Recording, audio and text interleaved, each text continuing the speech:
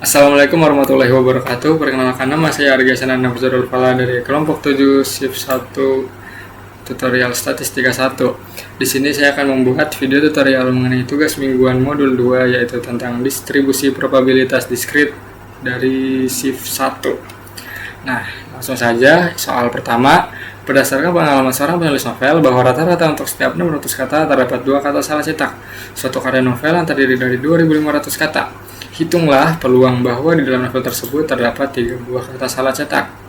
Nah, di sini dari soal nomor 1 ini kita harus menggunakan distribusi Poisson. Mengapa kita menggunakan distribusi Poisson? Karena di soal ini berkaitan dengan menghitung probabilitas sejumlah kejadian, yaitu kejadian kesalahan cetak dalam sebuah interval. Intervalnya itu jumlah kata tertentu. Dan juga di sini terdapat rata-rata kejadian, ya, kesalahan cetaknya itu sebesar 600 kata. Dan juga jumlah kata novel ini diketahui sebesar 2.500 yang relatif besar, sedangkan rata-rata kejadiannya itu kecil. Nah, hal tersebutlah yang menjadi ciri khas dari distribusi Poisson. Langsung saja kita masukkan di dalam tabel nilai X-nya ini, yaitu sebanyak 3, dan nilai rata-ratanya itu kita masukkan rumus 2.500 dibagi 600 dikali 2, dan kumulatifnya kita ketikkan false. Lalu untuk hasilnya kita masukkan rumus Poisson disk, kita masukkan nilai X nya, min nya, dan juga kumulatifnya, dan maka akan menghasilkan 0,023 peluang bahwa di dalam novel tersebut terdapat 3 buah kata salah cetak. Oke. Selanjutnya kita pergi ke RStudio. Saja kita. Oke, ini udah dibikin project baru. Saja kita masukkan rumus atau script bekas tutorial kemarin. Pertama kita install package-nya terlebih dahulu.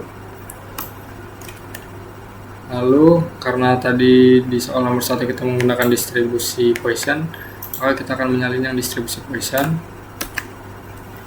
Nah, oke.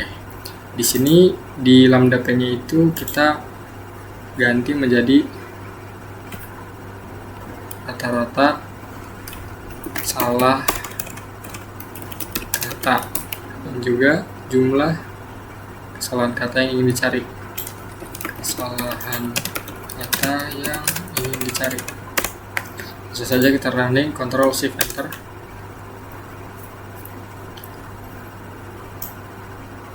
Nah, tunggu, sebelumnya kita ganti dulu angkanya. Dan tadi rata-ratanya sebanyak 8,33,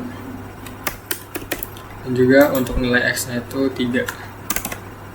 Langsung kita running ulang. Yes.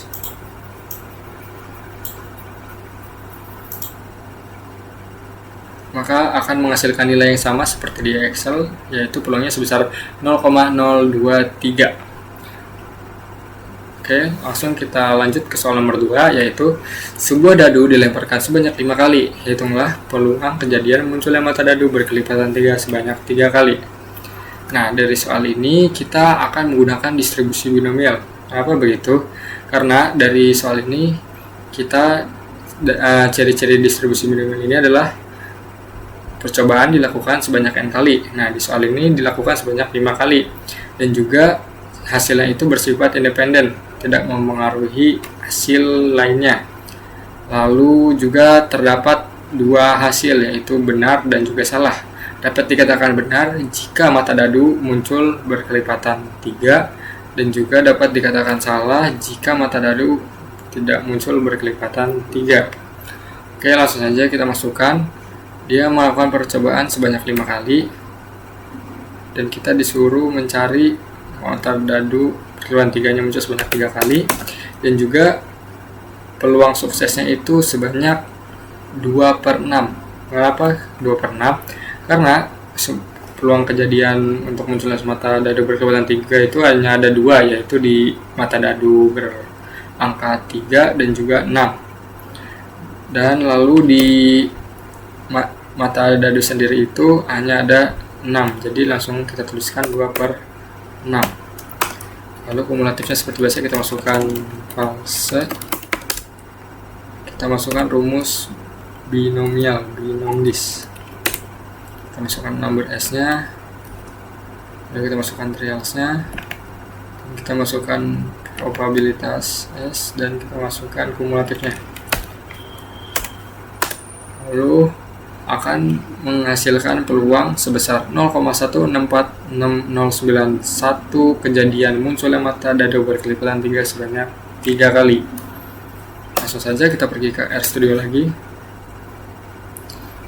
Kita akan menggunakan skrip yang distribusi binomial.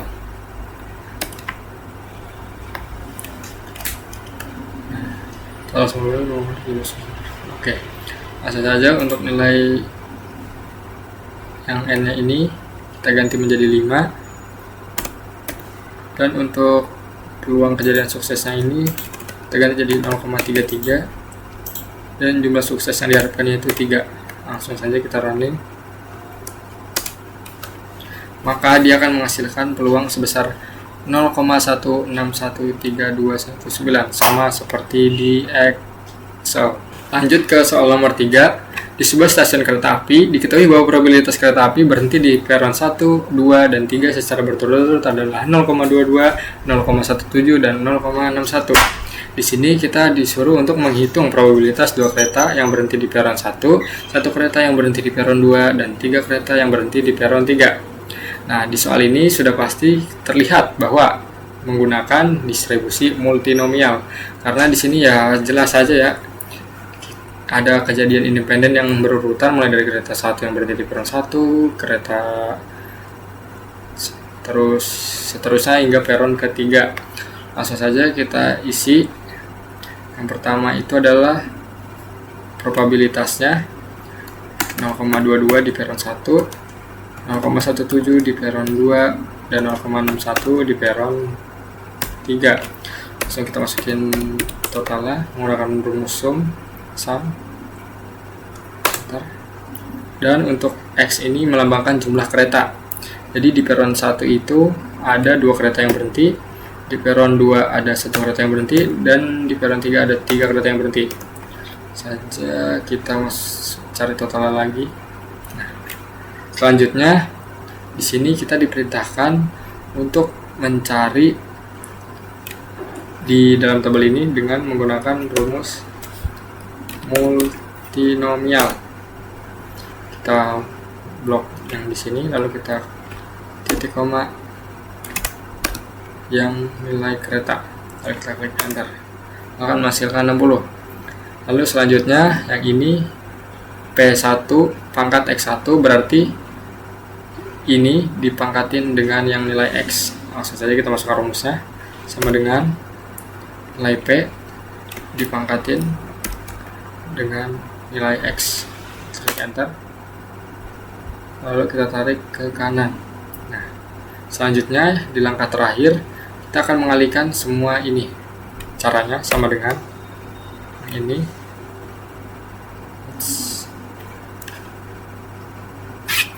Sama dengan, kita zoom terlebih dahulu,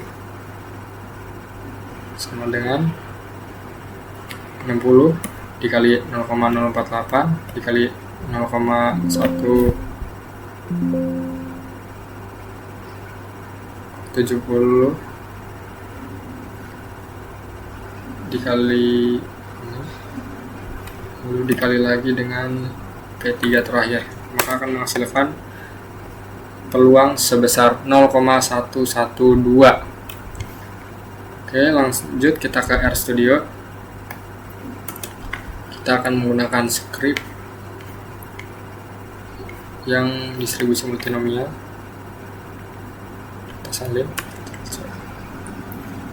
Nah, di sini kita ganti menjadi jumlah kereta di setiap peron. Kereta di setiap peron.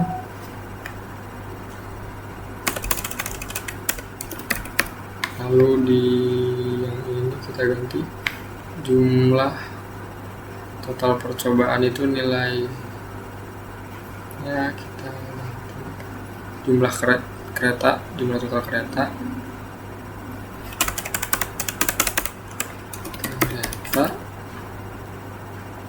jumlah probabilitas kereta untuk setiap peron. Lalu untuk ininya kita tetapin saja. Kita tinggal mengganti angkanya sesuai dengan yang di Excel. Yang ini itu 2,1,3. Lalu untuk totalnya sama 6, dan untuk nilai P-nya itu 0,22, 0,17 dan 0,61. Oke, langsung saja kita running. Maka akan menghasilkan nilai yang sama seperti di Excel, yaitu sebesar 0,112 peluangnya. Oke, yang terakhir soal nomor 4, peluang mahasiswa memiliki IPK di atas 3,5 adalah 0,24. Seorang dosen melakukan pengamatan kepada mahasiswa yang masuk ke gerbang utama kampus. Di sini kita disuruh untuk menentukan peluang bahwa mahasiswa ke-7 yang melintasi gerbang kampus adalah mahasiswa ketiga yang memiliki IPK di atas 3,5. Di sini kita menggunakan distribusi binomial negatif karena di sini kita disuruh untuk mencari mahasiswa ke-7, bukan mahasiswa yang pertama, atau bisa dibilang kita mencari percobaan keberapa sukses ke R terjadi. Langsung saja kita masukkan ke dalam tabel. Nilai X-nya itu 7 dan nilai SK-nya itu 3. Lalu number F-nya itu 7 dikurangi 3. Dan probabilitasnya itu 0,24. Untuk kumulatifnya seperti biasa kita ketikkan false. Langsung saja kita masukkan rumusnya, next binom this. Kita masukkan nomor F-nya, lalu kita masukkan nomor S-nya, selanjutnya probabilitasnya,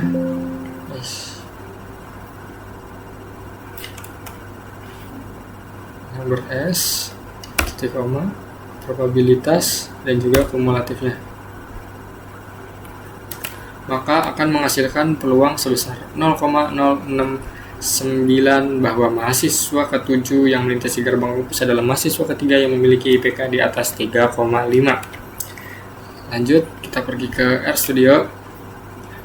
Kita akan menggunakan script yang distribusi binomial negatif.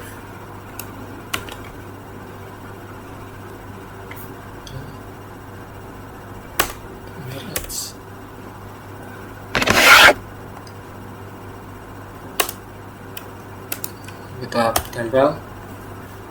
Nah, di sini kita ganti target jumlah sukses, target jumlah mahasiswa, target jumlah mahasiswa,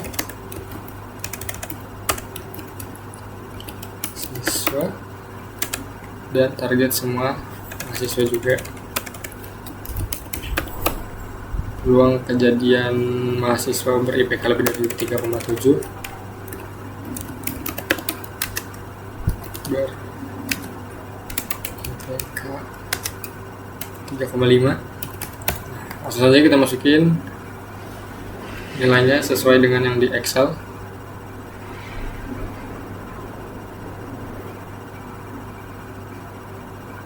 Oke. Yang pertama, nilai K-nya ini kita masukkan angka 3 sudah benar, lalu nilai X-nya kita masukkan angka 7, dan untuk peluangnya atau probabilitasnya kita masukkan 0,24. Langsung saja kita running. Terus nah, maka akan menghasilkan angka yang sama, yaitu sebesar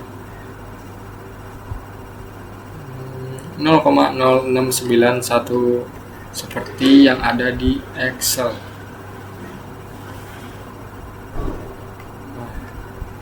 Oke, mungkin sekian video tutorial dari saya. Kurang lebihnya mohon maaf. Wassalamualaikum warahmatullahi wabarakatuh.